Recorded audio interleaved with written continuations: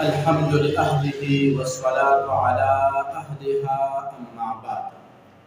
معزز اعتكاف بتوك اسمدا الجواب وبالله التوفيق. معزز اعتكاف دا بدريك اسمدا أول اعتكاف دي تيريشي مسنون اعتكاف، دوام اعتكاف تيريشي وجب اعتكاف، دريم اعتكاف تيريشي نفلي اعتكاف.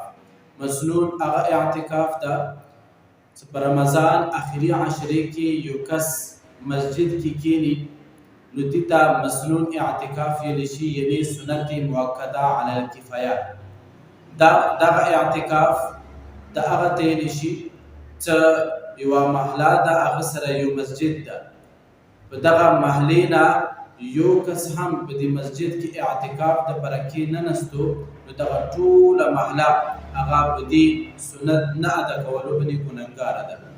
دویم اعتکاف اغا واجب اعتکاف ده. د اغا اعتکاف ته څکه چیرې یو کس نظر ومني څکه چیرې ما ولا فلان کار وشولو نو زه به 2 ورځې یا 3 ورځې یا یوه ورځ څومره هم ورځې تعین یې وکړلو زه دومره به ځم بیا اعتکاف اغا یعنی به طور اعتکاف مسجد کې کینم.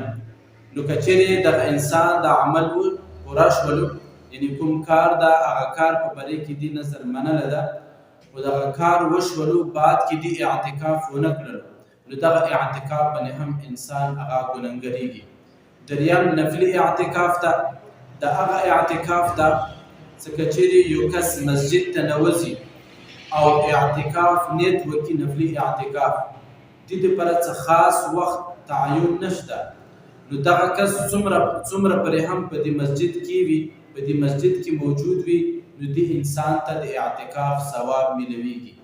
والسلام علیکم ورحمة الله وبرکاته.